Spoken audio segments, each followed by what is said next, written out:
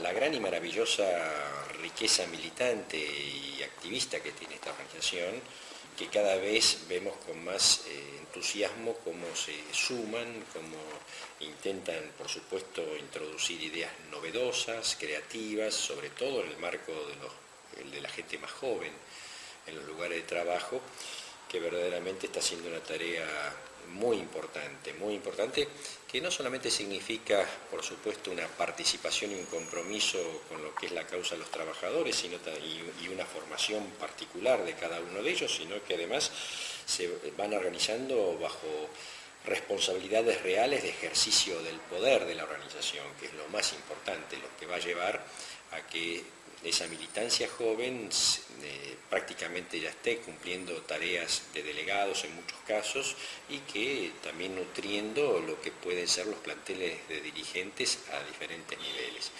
Así que realmente podemos decir para cerrar este año 2010 que el balance de nuestra unión es positivo y esperemos que siga en ese camino. Por supuesto tenemos que todos poner el hombro porque nunca en este oficio hay una meta donde uno llega y se detiene, al contrario, día a día hay nuevos desafíos, nuevas respuestas que brindar y nuevas realidades para desarrollar y desplegar, así que en ese camino estamos y esperemos que así se haga. La Secretaría de Juventud este año cumple 15 años. ¿Cuál fue la importancia de generar ese espacio para los jóvenes? Nosotros en algún momento surgió la idea que la clásica organización sindical, que sigue siendo válida, pero no debe ser única, que es lo vertical, es decir, cuando uno organiza el gremio como estructura, genera lógicamente un eje vertical que tiene que pasar por lo que es los cuerpos orgánicos de la Unión del Personal Civil de la Nación, también tenía que dar apertura a la conformación y a las características de su población trabajadora, de acuerdo a sus peculiaridades.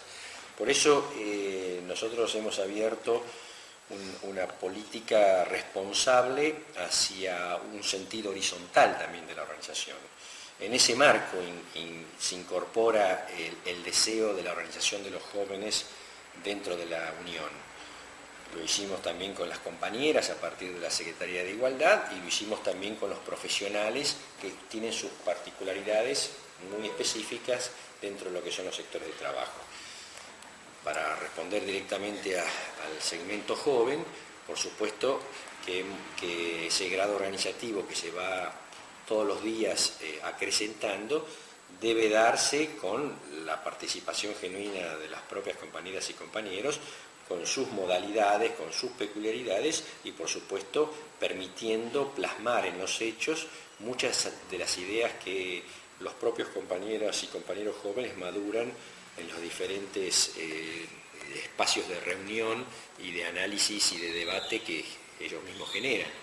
Es a partir de allí donde ese nacimiento de aquel entonces hoy prácticamente está bastante consolidado, bastante desarrollado y por supuesto tiene que seguir aún un camino todavía largo e importante para el propio beneficio del gremio en cuanto a la representación de los trabajadores.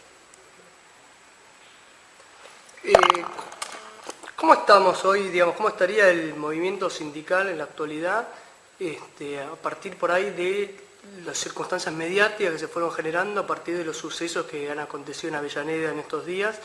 Digamos, acá hay como una tergiversación, ¿no?, de lo que es el movimiento sindical, los medios. ¿Cómo nosotros desde nuestro lugar, como trabajadores, como militantes sindicales, como dirigentes, podemos combatir todo este ataque mediático que sufrimos constantemente, ¿no?, desde las corporaciones, cómo se desprestigia la actividad gremial, cómo se acusa a los dirigentes de traidores, de negociantes, de comerciantes? Digamos, ¿cuál es la lucha nuestra, ¿no? ¿Cómo nos fortalecemos para poder llevar adelante una tarea que es titánica en relación al armado que ellos tienen, ¿no? Militando con ejemplo positivo, con ejemplo de realizaciones concretas para la comunidad del trabajo. Esta es la clave. Es decir, por supuesto estamos hablando de un hecho muy coyuntural. Es lamentable la muerte de un joven, piense como piense, nada justifica realmente que se haya asesinado a mansalva y herido a otras personas con armas de fuego. Esto no es para nada la característica ni el historial de lucha tan gloriosa que ha tenido el movimiento obrero argentino y que lo sigue teniendo. Por otra parte, por supuesto que el movimiento obrero no está exento de malos dirigentes o dirigentes que equivocan los rumbos como corresponde, pero para eso está la propia organización, que debe indudablemente generar los recambios en los momentos democráticos de ese gremio. Es decir, generalizar el tan digamos, vicio que se tiene a veces en las comunicaciones de generalizar y de mezclar lo que es lo institucional con el comportamiento de tal o cual persona aislada, es altamente negativo, porque en todo caso no se ataca a un dirigente en particular, sino que se ataca la capacidad que tienen los trabajadores para organizarse a partir de sus sindicatos. Y esto es una voluntad de los trabajadores, nadie le impone a los trabajadores ese grado organizativo. Fueron los trabajadores, a partir de, digamos, de su historial de lucha y de enfrentamiento contra las injusticias y contra la explotación en los lugares de trabajo, los que han dado diferentes grados de organización a través de su historia y los que han desplegado claramente y han decidido referenciarse en un gremio. Por lo tanto, la responsabilidad de los que lo conducimos, digamos, desde una legalidad y legitimidad, es desarrollar todo esto. Y eso se hace, como decimos, con ejemplos, con realizaciones, con obras, con concreción y con superación de soluciones concretas frente a los reclamos que a veces hacen los compañeros de justicia digna y de dignidad y de necesidad de trabajar mejor, en mejores condiciones. Esta es la base.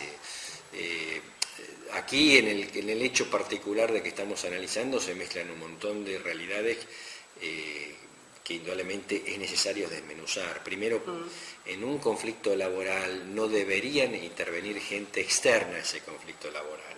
Eso no es lo sano, y menos en una situación democrática generar mecanismos o metodologías reñidas con la paz social. El sector del trabajo tiene capacidad en época democrática también para luchar con el derecho de huelga, que determina una serie de medidas que son totalmente válidas y legales y que no necesita para nada generar ni tomas violentas ni situaciones de enfrentamiento entre ciudadanos. Esto por un lado.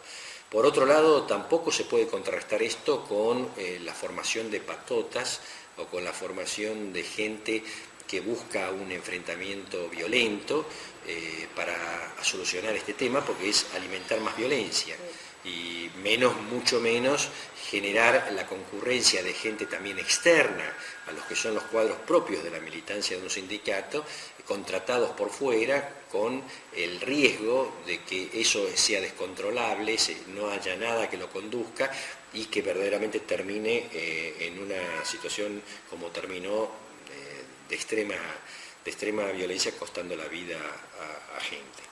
Por eso lo que acá hay que hacer es, frente a ello, por supuesto no es el ejemplo para nada generalizado de lo que es la vida gremial.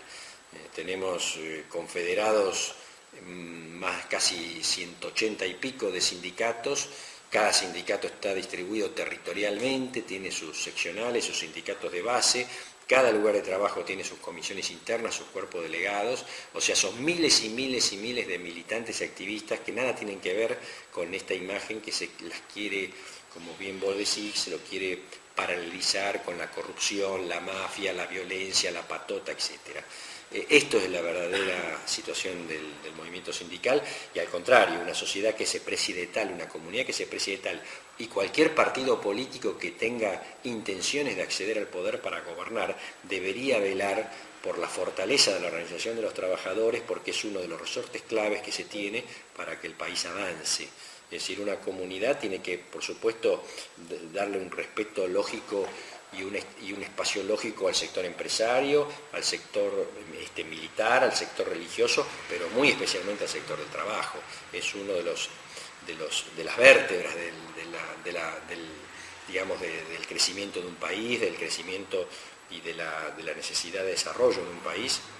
justamente es que los trabajadores estén bien, tengan sus derechos, se les respete y por supuesto tengan su grado de participación que también lo merecen, porque eso de tener los trabajadores simplemente marginados en sus lugares de trabajo sin la participación ciudadana que les corresponde es totalmente es una ambición posiblemente de los liberales, pero no es la realidad de una Argentina que lógicamente tiene que ser grande y tiene que progresar como corresponde. El trabajador tiene derecho también a participar en todo lo que es la vida política de un país. Un contraste en relación a lo que estamos hablando, que no tuvo el correlato en los medios de la misma magnitud, fue el acto de la CGT del viernes pasado, ¿no? Se nota como que esta situación que pasó la semana pasada en Avellaneda tuvo un impacto mediático tan grande que por otro lado no se habló, por un lado se dice que pasó esto, la violencia. Después del acto de la CGT, que fue todo en calma, ordenado, no hubo ningún tipo de disturbio, a pesar de los vaticinios mediáticos de que iba a haber un descontrol, un desastre, de eso no se habló, por el contrario, sí se agitó esta situación. ¿Cuál sería por ahí tu balance de lo que fue el acto de la CGT del último 17 de octubre? El acto fue muy importante en términos de la interpretación de la política del presente y por supuesto en términos de la decisión, como digo, de los trabajadores de permanentemente referenciarse en sus organizaciones, que son los sindicatos y los gremios, que están defendidas por los trabajadores. Nadie moviliza a 80.000 personas, 90.000 personas obligadas, ni compradas, ni llevadas de la nariz como se intenta hacer ver. La gente va de corazón, la gente va porque se siente identificada, la gente va porque comparte una causa y un principio y por supuesto se manifiesta en paz, se manifiesta cada uno con su característica propia de su actividad, pero bien, sin ningún tipo de problema, y esto es lo que se demostró en el acto de River. Por supuesto, hay la cuestión de criticar permanentemente la movilización de los trabajadores, o la organización de los trabajadores, mejor dicho, en la movilización, tiene que ver con los sectores más concentrados de la riqueza, del poder, que buscan indudablemente que el sector del trabajo verdaderamente sea una masa que no piense, sea una masa que pueda ser arrastrada hacia sus fines y que no tenga, por supuesto, ningún grado de organización, que todo lo den estos sectores concentrados de acuerdo a sus intereses y a sus, y a sus manejos elitistas. Pero como decimos siempre y como nos enseñó Perón, la comunidad se organiza a partir de sus grandes sectores mayoritarios, cuando se organizan y cuando van a reivindicar digamos, sus derechos y sus realidades. Esto es lo principal para que una comunidad verdaderamente progrese y sea fuerte. Me gustaría, te voy a nombrar algunas palabras, algunos que para mí son conceptos, que me digas lo que sientas. ¿Qué significa para vos peronismo? La causa del pueblo, la causa mayoritaria del pueblo. Militancia. Es un compromiso muy grande con una causa, con esa misma causa. Eva Perón. Es una llama épica que alumbró en segundos la historia y que perduró por siglos, va a perdurar. Juventud. Juventud es la esperanza y la renovación. Y por último, Perón. Un grande como ninguno, no solamente de nuestra historia, sino de lo que es la historia mundial. Actualmente estamos en el año del Bicentenario. Quisiera saber qué pensás de este estado actual, de la actualidad del Estado hoy. Si 200 años de historia nos deberían servir para que en una etapa donde todo es tan vertiginoso, todo tan drástico en sus cambios y todo tan transformador de golpe, tengamos la capacidad de no perder el análisis, el debate sano, el intercambio de opinión, la capacidad de reunión, que es la que verdaderamente nos permite pensar cómo superar errores valores y recorrer aciertos, digamos, que sirvan para el conjunto de la sociedad. Bueno, la última, sí, ya no te molestamos más. ¿Cómo ves al país en la actualidad? ¿Cómo lo sentís y cuáles serían los desafíos que los jóvenes tenemos que enfrentar a futuro o por lo cual los jóvenes tenemos que trabajar hoy para conquistar a futuro? Argentina tiene un potencial maravilloso que es su propio pueblo. Confío plenamente en él, confío que realmente, digamos, siempre hay una capacidad de renacer en cuanto a ideas y realizaciones, y verdaderamente en ese sentido la juventud debe apuntalar esto precisamente, el compromiso con su pueblo, el compromiso con sus esencias más, digamos, más importantes de su propia cultura, y a partir de ello generar toda una base sana de transformación en todos los órdenes, porque, digamos, sacando la militancia de los gremios o la militancia política, hay jóvenes profesionales, hay jóvenes estudiantes, hay jóvenes trabajadores, hay jóvenes que se expresan en un montón de espacios y que verdaderamente tienen que hacerlo con la mente sana y el cuerpo sano en todo sentido y hasta, digamos, velar mucho por ello, porque verdaderamente si no, una sociedad que tiene indudablemente, puede llegar a tener en un sistema global como nos han impuesto de hace más de una década, lleva a muchas crueldades, a muchas enfermedades de todo tipo, y esto se supera con mucha voluntad, y los jóvenes tienen esa voluntad. Yo hago una pregunta extra, es que ¿en qué cambió tu visión cuando empezaste o cuando entraste, o cuando empezaste a militar y ahora que no sé cuántos años pasaron? No sé cuánto era con trampa, pero ¿en qué cambió? ¿O qué aprendiste? En muchas cosas, porque esto es un aprendizaje constante.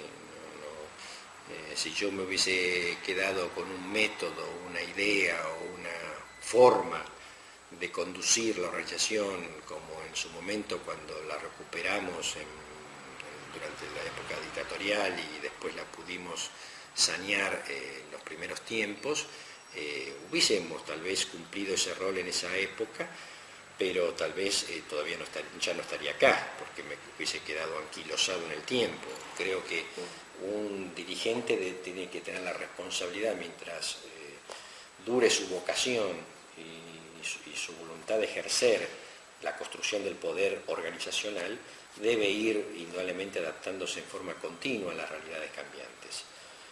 El mejor ejemplo justamente lo tenemos en lo que fue la figura de Perón. El Perón del 45 no fue el Perón del 73, pero eso demuestra a las claras de una persona que supo permanentemente estar un pequeño paso adelante de los acontecimientos, saber interpretarlos, saber cabalmente por dónde pasaba la realidad y conducir a las grandes mayorías hacia esas realidades cambiantes para darles, digamos, dignidad y justicia real. Bueno, en Chico nos pasa a cualquiera que digamos que pretendemos ser dirigentes, tenemos que ir cambiando muchas cosas y efectivamente, como dije, si yo me recuerdo cuando en su momento generábamos una metodología de trabajo en la década del 70 y pico, principios del 80, bueno, si hubiésemos solamente hecho esto, tal vez hubiese servido para esa etapa, por supuesto que sí, pero no se puede permanentemente generar la misma mecánica en todas circunstancias. Esto es algo que uno debe saber, por un lado por la intuición y por otro lado por la formación y la capacidad de adaptarse a los tiempos y a los momentos, ir cambiando. Es decir, por eso esto también lo enseñaba Perón, en realidad la vejez no pasa solamente por lo biológico, es una circunstancia, la vejez pasa por la mente, digamos, ¿no? Y por el corazón. Hay jóvenes viejos y hay viejos jóvenes, y a la inversa, ¿no? Así que esto es una cuestión que tiene que ver con el arte de conducir. El arte de conducir es permanentemente estar un poco más adelante de los acontecimientos para poder advertirlos y poder realmente generar los cambios necesarios para afrontarlos. Bueno, muchas gracias. Gracias a ustedes, chicos.